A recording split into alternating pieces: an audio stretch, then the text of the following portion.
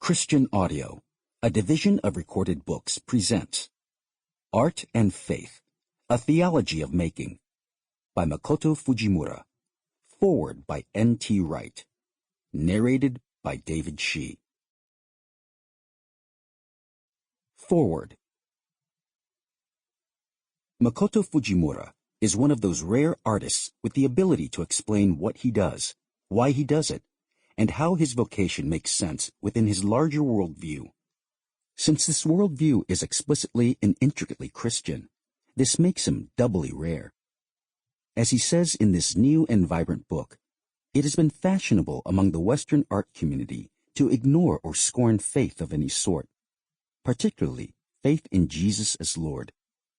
I don't know whether this long-standing prejudice has come about because of young artists reacting against the earlier and powerful traditions of Christian painting, or because of the shallow and trivial versions of Christianity that many people in our day have encountered. But Mako's faith is anything but shallow or trivial. Like the amazingly delicate and complex materials with which he paints to such stunning effect, his faith commitment has been crafted and forged through good times and bad, emerging with the glow and multi-layered texture we see in the paintings themselves. Since Mako honors me with occasional reference to my own work, I should happily disclose that I have been an admirer of his work, and then a friend, for several years. My two original Fujimura paintings are among my most treasured possessions. I am therefore delighted to write briefly, not so much to commend this book, it will do that quite well for itself, but to celebrate it. As readers will discover, the book itself is a work of art. Like Mako's paintings, its many layers of meaning are laid carefully on top of one another, with the individual parts crafted from materials prepared with patient skill. We have here a remarkable collage of biblical exegesis and interpretation, dialogue with artists and poets, reflection on the horrors of the modern world, musings on the Holy Land, deep visible roots in the Japanese traditions of art, and the sense of a personal journey undertaken in humility and hope, with weeping and worship never far from one another. In a book, of course, these necessarily appear one by one, but we quickly realize that each step in the argument colors and gives vibrancy to the others, and that we look through the whole collage at the great themes that emerge. The origin and meaning of all creativity in God the Maker himself. The new creation, already launched in Jesus and his resurrection.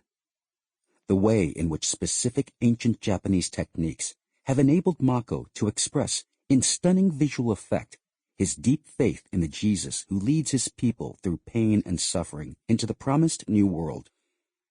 The resultant picture is drawn together into a remarkable exposition, itself multi-layered, of the scene in John chapters 11 and 12, where Jesus weeps at the tomb of Lazarus and engages the sisters, Mary and Martha, in rich, resonating dialogue before Mary pours out her once-in-a-lifetime precious ointment upon Jesus himself.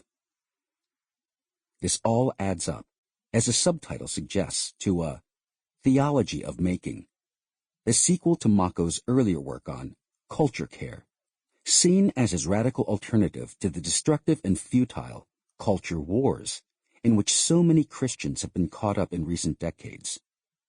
In order to underpin that earlier work, Mako is here striking out on new pathways. These owe their life, both in form and in substance, to the truth of Jesus' resurrection, the event that is so much more than an isolated miracle, and is rather the beginning of the long-awaited new creation in which all Jesus' followers are called to share.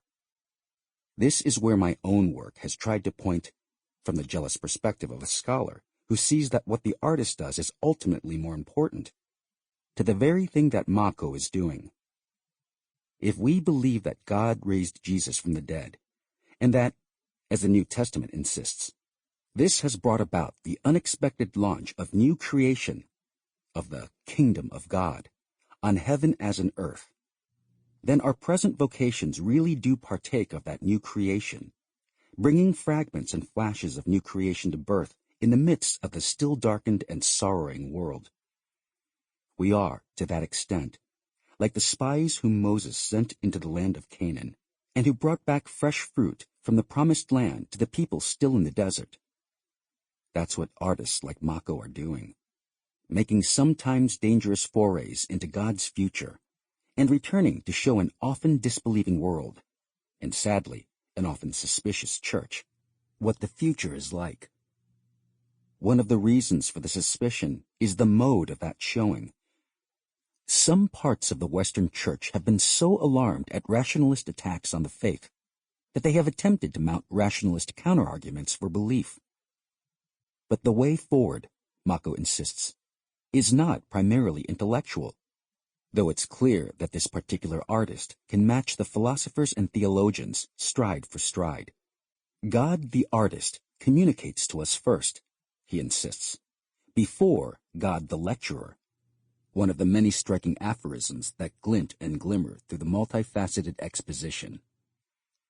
At this point, I sense him joining forces with the Scottish thinker Ian McGilchrist, whose now famous book, The Master and His Emissary, explains how Western culture has been increasingly dominated by left-brain rationalism, while in fact, our brains are designed to work best with the right brain, the master, leading the way, and the left brain, the emissary, working out the details.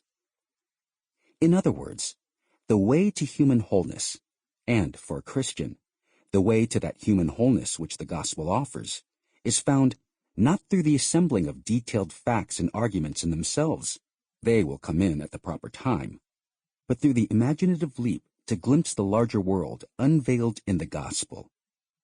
Mako thus challenges the over-rationalist reductions both of skepticism and of some types of Christian expression in apologetics. Nor is he the kind of romantic who supposes that artists have an automatic inside track on the mind of God, or that human imagination must always be right. Imagination, he writes near the start of this book, gives us the wings to create, but it is through Christ's tears and the invitation to the feast of God that we can be partakers of the new creation. He therefore has warnings, not only for the undisciplined imagination of a kind of casual, whatever comes art or theology, but also for the kinds of Christianity that he refers to as plumbing theology, theories of God's action in Christ that are designed simply to fix broken pipes, rather than to ask what the pipes are there for in the first place. We are redeemed, he insists. For the avoidance of doubt, he insists strongly on a fully blown theology of redemption. Not so that we can escape the world and go to heaven, but so that in the present age, as well as the age to come, we ourselves can be junior artists, apprenticed to the one true artist, God himself. Pragmatism, in the art world, in the wider culture, and in a church life that looks for success only in human terms, is to be shunned. What counts is beauty. Beauty and mercy, in fact, are the two paths into the sacred work of making into the new creation. Mako has here adopted and modified, to my delight, a theme I myself have expounded. I have tended to speak of beauty and justice, a celebration of the radiant glory of God's world, and a passion for the world to be put right at last. I have argued that only when the church is seen to be concerned with these two things will our message about Jesus, that he has come to rescue us from ugly chaos and the injustice of sin and death, make the sense it ought to make. Mako, picking this up, has undergirded my justice with mercy. Against those who might see justice and mercy as antithetical, he knows that God's longing to put the world right, justice, is in fact a crucial aspect of an even deeper characteristic, namely, the divine mercy. This is the point at which we are introduced to the ancient Japanese tradition of Kintsugi, the art of taking broken porcelain, characteristically items used in serving tea, and, by the golden material used for the repair, making of them something even more beautiful than before. When Mako writes about gold, we sense the intimacy of the careful workman, as well as the insightful reader of Scripture. Even in Eden, he writes, the gold was hidden. We have work to do. This powerful image is then applied more widely, to human lives, to the life of the whole world. From broken teacups to broken lives and broken societies, mending is part of making, and making reflects and embodies God's redemptive purposes. Mako has known real pain and suffering in his own life, as well as being a close witness of the terror of 9/11. He was in a subway car that had to reverse away from the disaster, and his family had to move from their apartment close to Ground Zero in the aftermath of the atrocity. He reflects on the pain of his devout grandfather, who had been sent to inspect the ruin of Hiroshima in 1945. We sense here in Mako's writings what we recognize in the paintings. When this artist tells us that beauty can and does arise from ashes, he knows what he is talking about. It is this vital strand of Mako's thought and work that has for some while focused on the tears of Jesus as he weeps at the tomb of Lazarus. These tears, we are reminded, were strictly speaking unnecessary. In human terms, they were a waste of time, since Jesus knew that he was about to raise his friend from death. But Mako insists on the artist's perspective. It was through Jesus' tears that the new life was to be born, just as it was through her tears that Mary Magdalene saw the risen Jesus. Here the vital theme of lament comes to the fore. The lament of Jesus, the lament of the spirit within Jesus' followers as we look out on the world in its still broken condition and work to produce genuine signs of new creation within it, signs full of beauty and mercy, and, Mako would insist, the lament of God himself. Here Mako draws deeply on various contemporary makers, the poets Emily Dickinson and T.S. Eliot, whose 4 quartets Mako has carried about with him for years, as I have often done myself, and that in his case provided his sustenance during the dark days after 9/11. The artists Vincent van Gogh and Mark Rothko. Towering over them, we come to realize, is the music of J.S. Bach. Here he converges with the poetry of the Irishman Micheál O'Sheill, whose book, The 5 Quintets, takes Eliot's project to another dimension, and in a very different mode, and who, like Mako, is constantly driving forward through the depths of sorrow into the joy of new creation.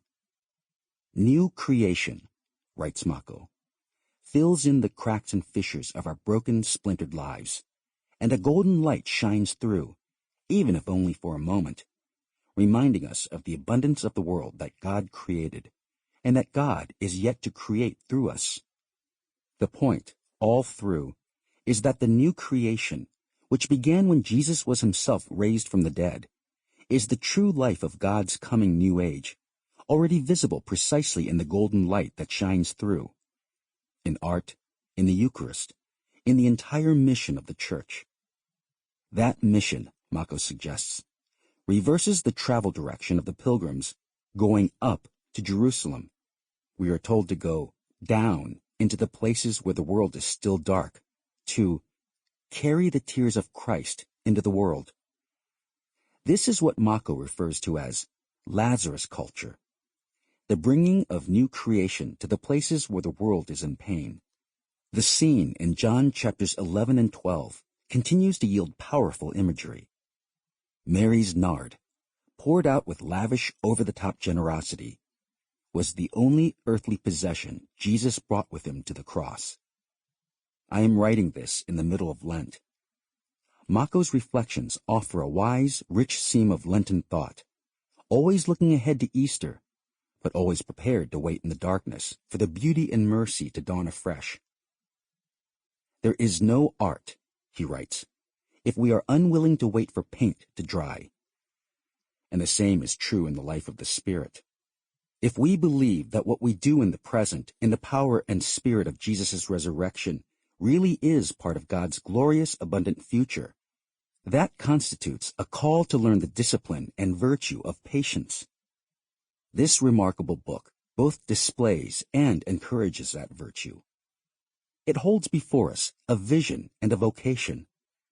The vision of God's new creation emerging through our sharing in the tears of Christ, and the vocation to be makers in whatever sphere, learning our craft from the Master himself. When we make, writes Fujimura as the book gets underway, we invoke the abundance of God's world into the reality of scarcity all about us. This is true theology. It explains, too, why making in this sense is central rather than peripheral to presenting the gospel to an unready world. This book opens a life-giving vista on the beauty and mercy of God and invites us to join in the feast. N.T. Wright. 1. The Sacred Art of Creating. When people ask me, "When did you first know that you were an artist?" I tell them I have been an artist ever since I can recall. My mother kept a painting I did when I was 3 years old. Many years later, after I established myself as an artist, I was astonished to see that it has exactly the same colors and movement that I am known for now. The journey of an artist begins at conception, and perhaps even way before. Psalms 139, verses 13 to 14, reminds us, "For you created my inmost being. You knit me together in my mother's womb. I praise you because I am fearfully and wonderfully made." Perhaps in eternity's gaze, I have been seen and created to be an artist in imitation of God, the creator artist. My identity is rooted in the origin of creation, and in that loving gaze of the Creator, who sees in us a greater love before we are even aware, the creative impulse to shape the future. My earliest memory is visual. I am 1.5 years old, just waking up from a nap, and from the window in my room I am watching my brother walk toward a preschool where we lived in Sweden. I was born in Boston, but spent time in Sweden before moving to Japan for grade school. I remember the color of the curtains and the Swedish flag waving in the crisp morning sun. I am told that the painting I did later in Japan echoed those colors. When I painted something as a child, I felt as if an electrical charge were going through me. That energy resounded over the surface of the paper. I thought everyone had this experience, but then I went to middle school, in New Jersey then. It was obvious that boys playing football or soccer had not had the same type of experiences that I had, noticing the beauty of the world around me, or the visual patterns of a certain movement of the grass in the waning days of autumn while playing soccer. I did not want to be a misfit, so I kept such thoughts to myself. But these moments of creative discovery seemed sacred to me, even if I did not fully understand them. In college, at Bucknell University in Lewisburg, Pennsylvania, I decided that these private thoughts about my visual experiences must be noted. But I still did not know exactly where these charges of energy came from. I knew that this was a gift, that it did not originate from within me. I felt William Blake expressed something very similar in his illuminated manuscripts, so I studied Blake, along with art and animal behavior. I graduated with a double major in art and animal behavior, and a minor in creative writing. I would be introduced to Christianity later in my life. The journey started like a trickle of water falling from a faucet, drip by drip, through literature and art, through important relationships, and, by creating and making, I felt I was honoring the source of beauty and poetry in the world. It took me a while to connect what I was experiencing to the message of Christianity. It's actually amazing that it took that long, now that I think about the core message of the Bible. This gap is one of my reasons for writing this book. I understand now what I did not understand as a child, that every time I created and felt that charge, I was experiencing the Holy Spirit. Liturgies of the artist's work.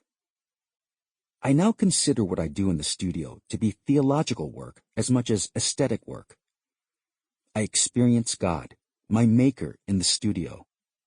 I am immersed in the art of creating, and I have come to understand this dimension of life as the most profound way of grasping human experience and the nature of our existence in the world. I call it the Theology of Making, and I hope in this book to introduce its most important constellation of mysterious elements. It has become my point of reference for a lifetime of stargazing into the infinite realities of beauty and the sacred, and then creating. In my studios in Princeton, New Jersey, and Pasadena, California, in between pouring precious pulverized minerals onto handmade paper to create the prismatic refractive surfaces of my art, I rest in my quiet space, waiting for the paper surface to dry. As I wait, I write. Art making, to me, is a discipline of awareness, prayer, and praise. Imagination gives us wings to create.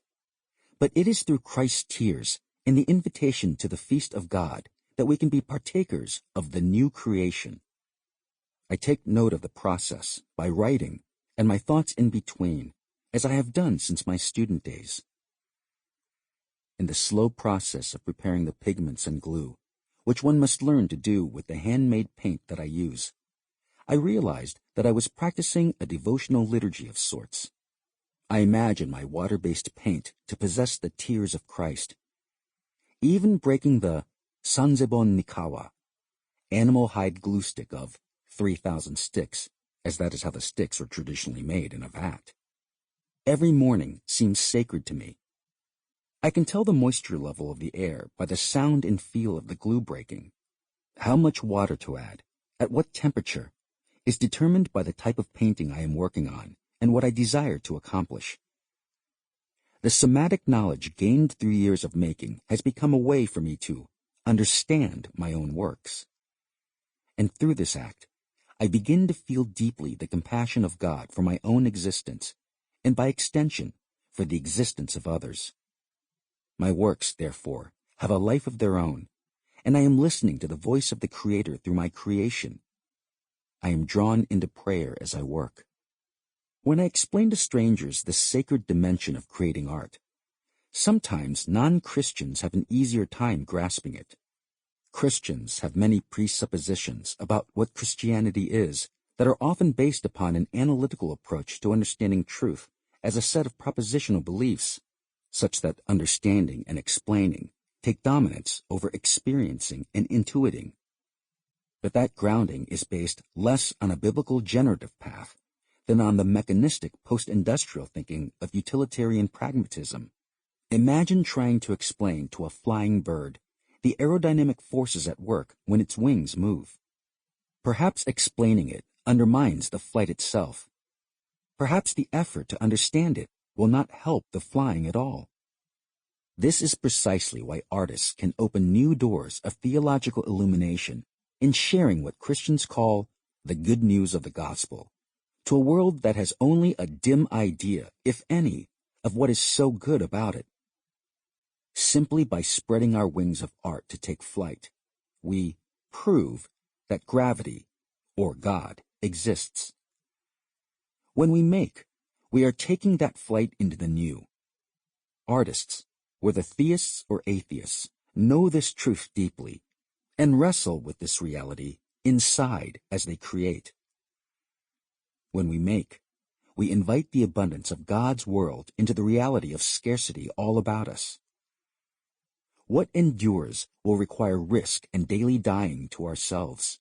Certainly, the tears Christ shed at Bethany, John chapter 11, and Jerusalem, Luke chapter 13, mingle with our tears as we create. We live in a fallen world. Such intuitive overlaps are hard to explain rationally, and we tend to avoid the emotive feelings side of experience. But as artists, we are trained to trust our intuition, to think through our feelings, and even to distrust our emotions at times to gain access to deeper integrated realities. We artists dare not understand or overanalyze our creative acts, just as the bird does not need to understand the aerodynamics of flight. All artists, in this sense, operate out of a faith in abundance and the experience of hope, despite the propensity of our egos to twist all that is good and make idols.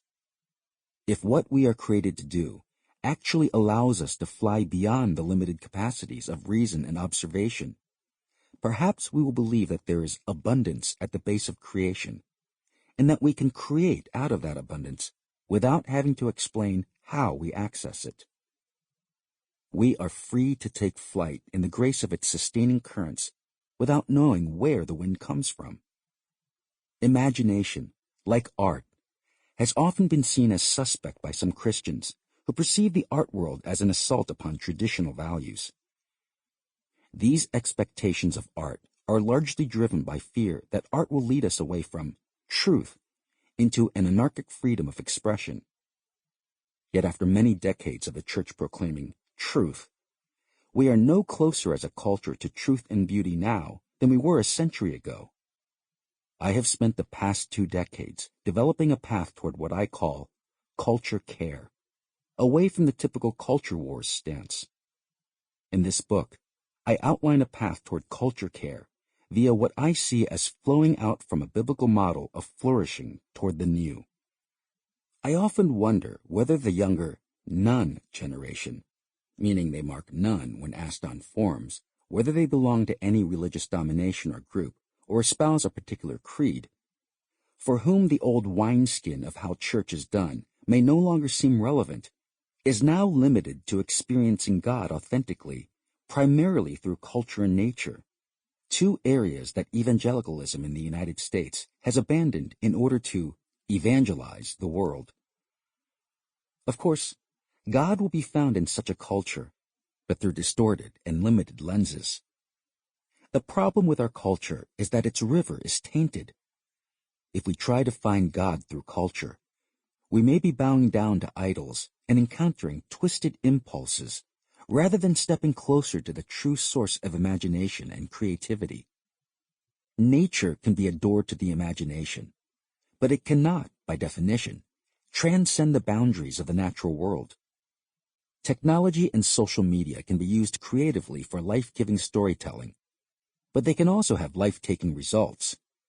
So the none generation does its making through Instagram and iPhone technology, and the power of such a legitimate way of making has not been recognized by the church, other than when it says, let's use these impulses to communicate the gospel and make disciples of these youth. But using is a utilitarian word, and I wish to affirm those who make rather than use. Some things, of course, are best conveyed in a 3-point sermon, but we would lose a great deal if we heard the good news delivered only as linear propositional information, for the gospel is a song. I learned from theologian N.T. Wright to regard the very form of hymns and poetry as central to the gospel message. He mentioned Philippians chapter 2, verses 6 through 11 as a New Testament passage that is clearly poetic. It isn't the case that first people sorted things out theologically and then turned them into poems, Wright observed, but that from very early on, some people, perhaps especially Paul, found themselves saying what needed to be said in the form of short poems. What if the entire Bible is a work of art, rather than the dictates of predetermined checkboxes for us to get on God's good side? What if we are to sing back in response to the voice of eternity echoing through our broken lives? To be human is to be creative. The characteristic common to God and man is apparently the desire and the ability to make things, observed the writer Dorothy Sayers. To create anything seems to assume that there is a beginning, a blank canvas or page, an empty theater. The impulse toward making seems embedded in us from the beginning. Such an impulse embeds our vision in actual earthly materials. So our journey to know God requires not just ideas and information, but actual making, to translate our ideas into real objects and physical movements. The first chapter of Genesis states not only that God exists and created the universe, but also that there was such a time as the beginning. This may come as a Sample complete. Ready to continue?